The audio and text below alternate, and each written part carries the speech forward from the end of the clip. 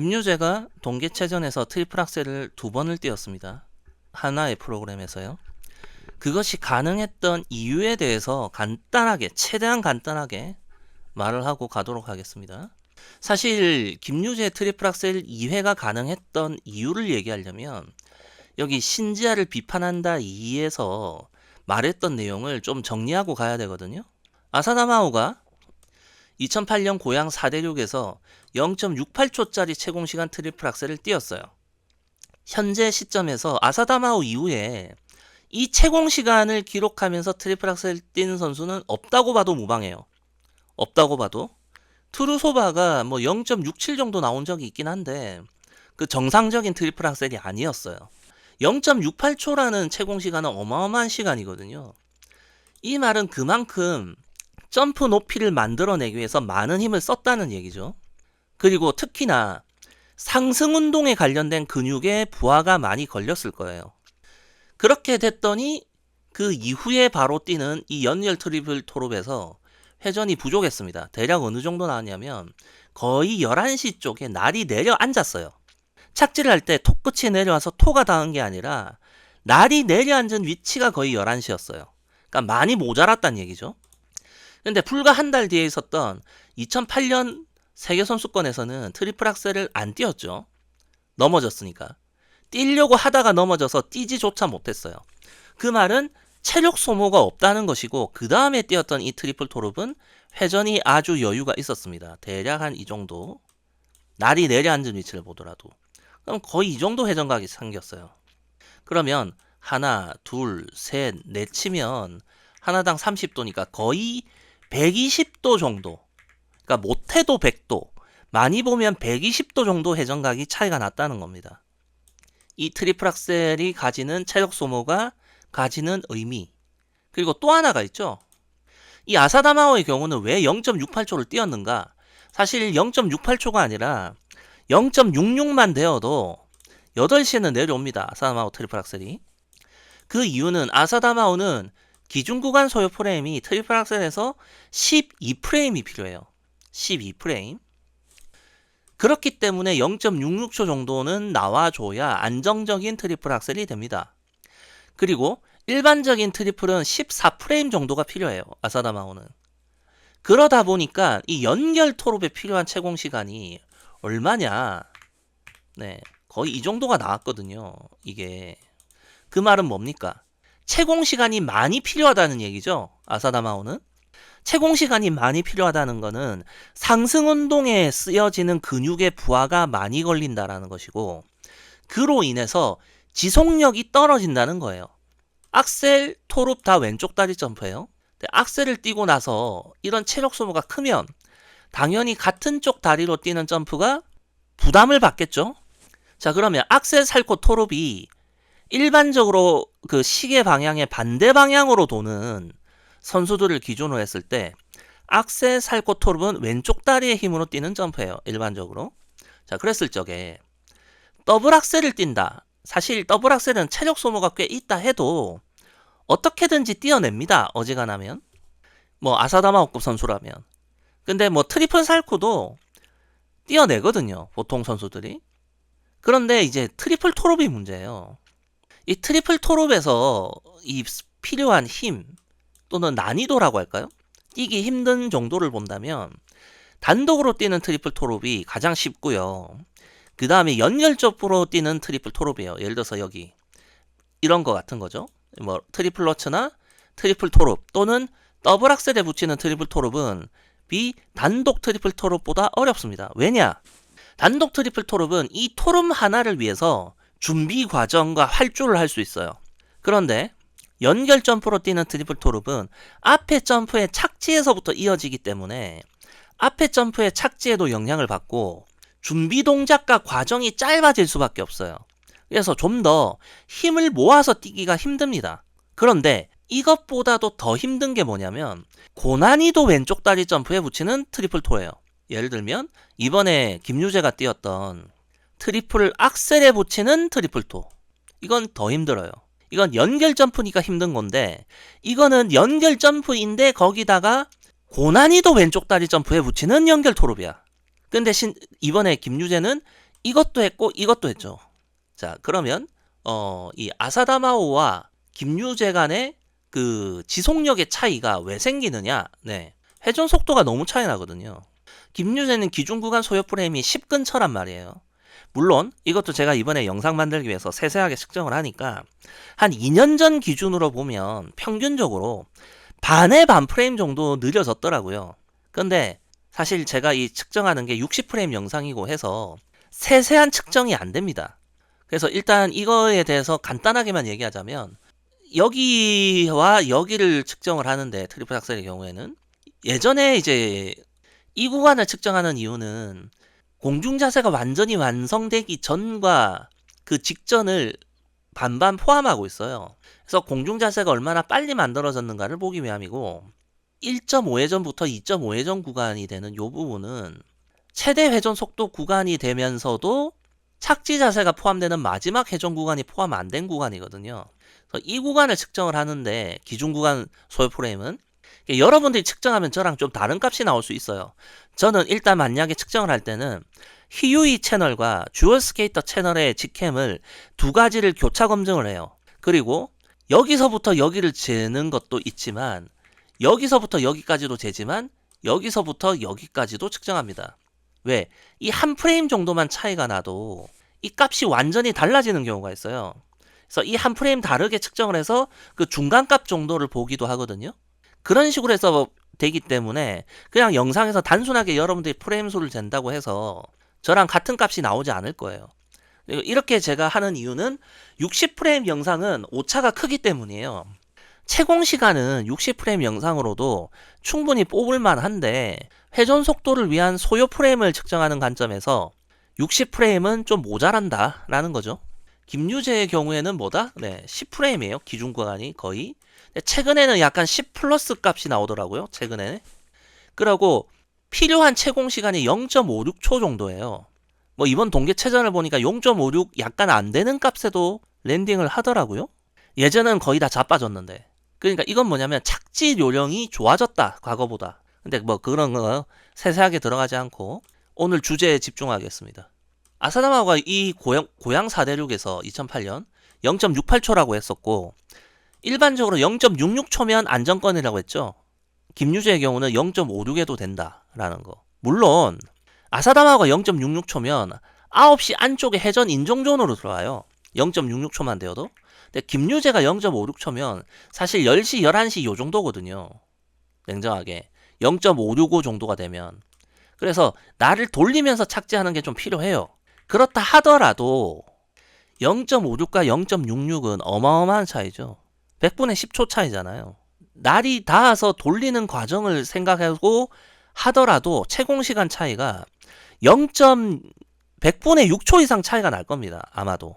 제가 그동안 뭐라고 했어요? 100분의 2초만 차이 나도 점프가 왔다 갔다 한다고 했잖아요. 제가 신재하 착지 자세에서 무릎 굽히는 타이밍이 100분의 3초 늦다고 제가 뭘 하잖아요. 그런데 채공시간이 100분의 6초, 7초, 8초는 차이가 난단 말이에요. 필요한 게. 회전각을 같다고 비교해도. 회전각을 무시하고 랜딩을 해내는 경우를 본다면 100분의 10초 차이가 나요. 어마어마한 차이죠. 그게 가능한 이유는 뭐다? 회전 속도. 회전 속도가 빠르고 채공 시간이 짧아도 된다는 게 무슨 의미입니까? 아사다마오에 비해서 김유재 쪽이 상승 운동에만 쓰여지는 근육을 체력 소모가 집중되는 게 아니라 회전 운동에 쓰여지는 근육도 조화롭게 쓰고 있다가 되는 거예요. 따라서 트리플 악셀을 뛰더라도 또는 그 외 점프들도 다 낮고 채공 시간이 짧고 회전 속도 위주로 돈다는 건 상승 운동과 회전 운동의 근육들을 고르게 쓰면서 점프를 성립시킨다는 거죠. 그러면 자연스럽게 부하가 분산돼요. 부하 분산, 로드 밸런싱. 이거 갑자기 피겨랑 무관한 용어인데. 어쨌든. 그래서 그 다음 점프에 이어지는 체력 소모에 부담이 적게 되고 그래서 지속력이 좋아집니다. 이게 바로 낮은 높이의 트리플, 빠른 회전 속도, 이것의 기본적인 공통적인 특징이에요. 지속력이 좋아진다는 거. 자, 그러면 김유재의 점프를 잠깐 살펴보고 갈까요? 이게 지금 그랑프리 6차 주니어 그랑프리인데 우리는 알잖아요. 김유재가 트리플 악셀을 뛰고 있고 이미 연결 트리플 토르를 넣어서 뛰고 있다는 걸 알아요. 근데 우리가 역산으로 가보자고요. 역산으로. 얘가 트리플 악셀이 될지 안 될지 모른다고 치고 연결 트리플 토룹이 얼마나 여유가 있는지를 보자고요. 한번. 자, 이거 쇼트기 때문에 트리플 악셀을 안 띄었습니다. 앞에 더블 악셀이에요. 이거는 더블 악셀. 그 다음에 느린 장면에 트리플 러처를 띄고 최대한 단점 지적 안 하고 주제에만 집중하겠습니다. 아우 자꾸 입이 근질거려. 자, 이게 지금 연결 토롭 자세예요. 냉정하게 말해서 안 좋아요, 자세가. 근데 여기서 집어치우고 중요한 건 토롭을 띄는 데 있어서 힘을 모으기가 불편한 자세예요. 이 자세 자체가. 그러니까 채공 시간을 만들기가 불편한 자세라는 거거든요. 토롭을 띄는 데 있어서 이 선수의 몸 동작과 자세를 보면 대략 몇 퍼센트 정도의 힘을 쓸 수 있는가가 나오는데 그냥 간단하게 말해서 80% 이상의 힘을 못 씁니다. 이건 한 7, 80% 정도의 힘밖에 못 쓰거든요. 그런데도 자, 회전각을 보면 이게 너무 여유가 많아. 착지에서 날이 닿은 데를 보면 거의 이렇게 내려오거든요. 근데 만약에 이게 발끝이 많이 내린 상태잖아요. 그죠? 이 상태에서 회전이 모자라서 발끝을 돌리면서 떨어지겠다라고 마음먹었다면 7시가 아니라 6시에도 떨어졌을 점프라는 거예요. 이게 마음만 먹었다면. 즉 트리플 악셀을 안 띈 상태에서의 연결 트리플 토룹을 보니까 회전각이 여유가 많다. 그렇다는 건 뭐죠? 제가 신지아를 비판한다 2편에서도 얘기했죠. 신지아와 김채연에게 있어서 제가 트리플 악셀을 찬성하는지 반대하는지, 연결 트리플 토룹에 회전의 여유가 있는가? 여유가 많다. 김유재는. 자, 그러면 얘는 트리플 악셀을 넣어도 이거의 영향이 비교적 적겠다. 왜?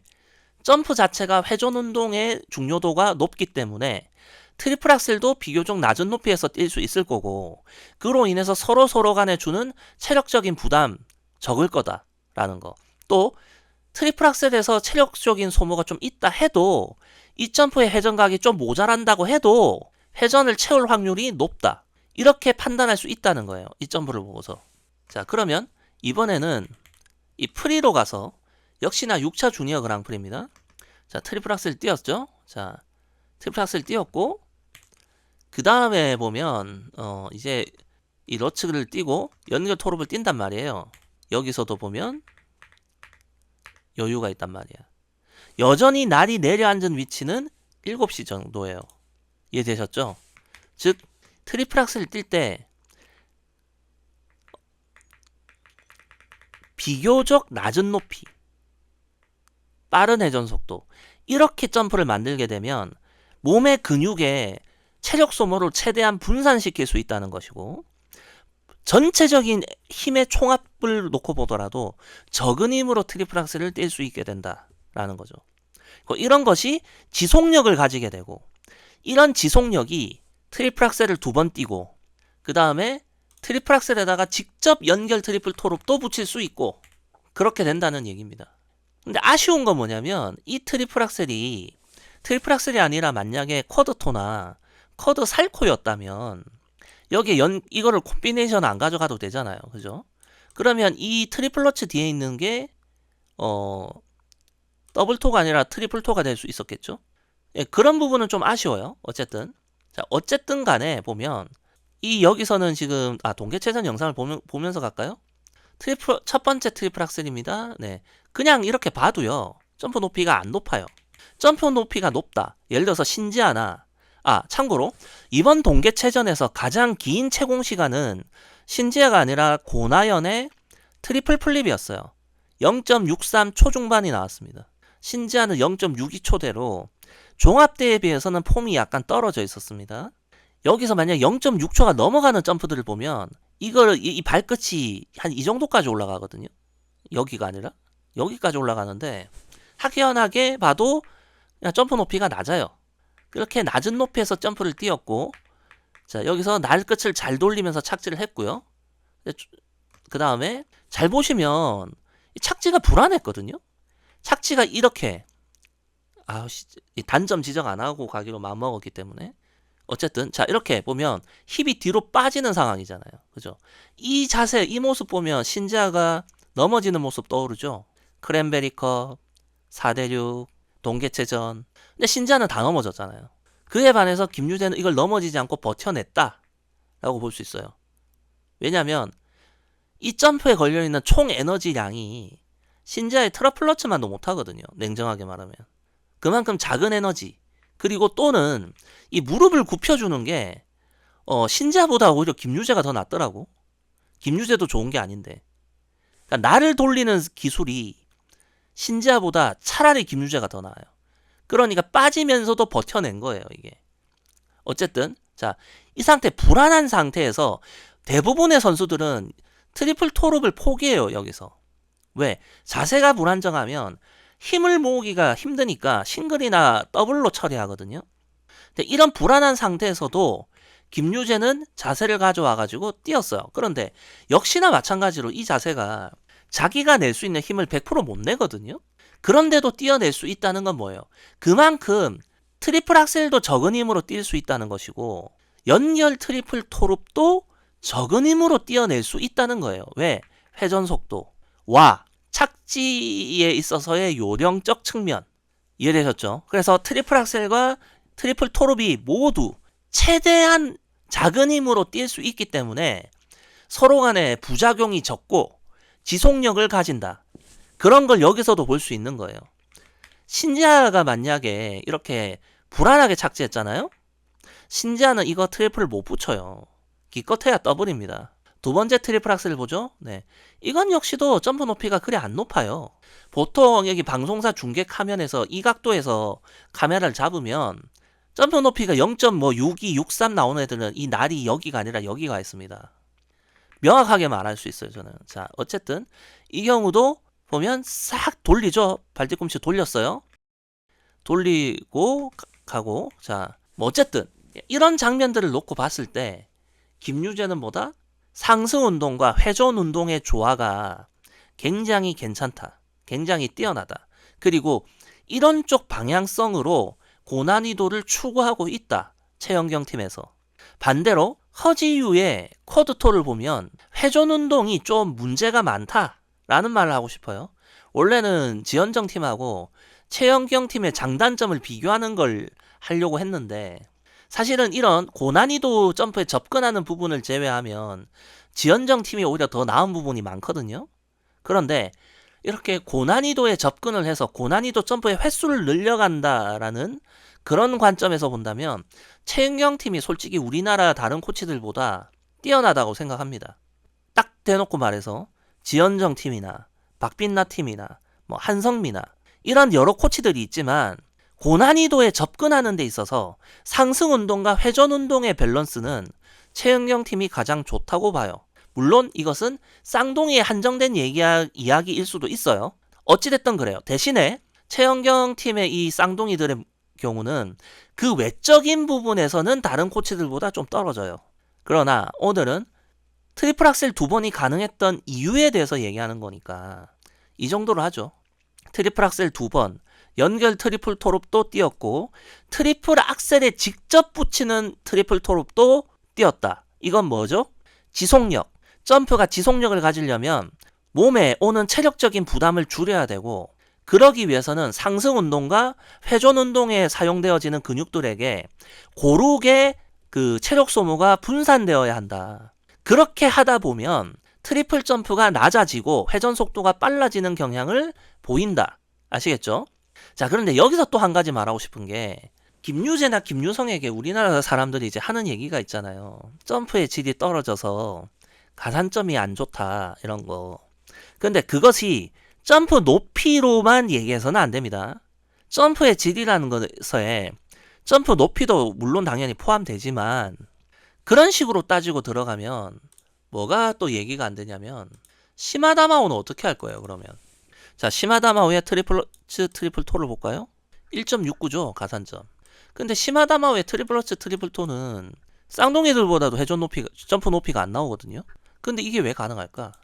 그래서 제가 거듭 얘기하는데, 단순하게 트리플러츠 이하의 점프들에 있어서의 가산점도 점프 높이가 높으면 유리한 건 있어요. 분명히 유리한 건 있지만, 점프 높이보다도 더 중요한 건 도약 과정부터 착지 후까지 연결이 자연스럽고 안정되게 흘러가는 거예요. 점프의 전체적인 흐름이 안정되게 흘러가는 게 더 중요한 거지 점프 높이 그 자체가 첫 번째 우선순위인 건 아니란 겁니다. 그래서 김유재의 트리플러츠나 뭐 그 이하 점프들 얘기할 때 가산점 운운하려면 이런 식으로 착지 자세에 문제를 있는 것, 회전축 뭐 이런 쪽에서 흠을 잡아야 되지 점프 높이에서 흠을 잡으면 안 된다는 얘기예요. 제가 이런 얘기 하는 건 뭐냐면 현장에서 들려오는 얘기 중에 점프 높이가 너무 낮으면 가산점에 영향받을까봐 일부러 회전을 느리게 해서 약간 높게 뛴다는 얘기도 들려오거든요. 저는 그렇게 하지 말라고 하고 싶어요. 심하다마고는 그럼 어떻게 가산점을 받아? 즉 김유재의 트리플 악셀 2번이 가능한 건 뭐다? 네, 점프의 지속력이 좋다.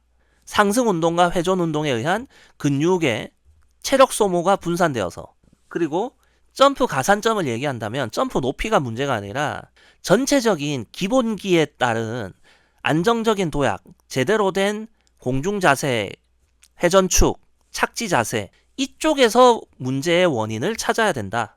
이 말을 하고 싶었습니다. 네, 오늘 최대한 영상을 짧게 마무리하도록 할게요.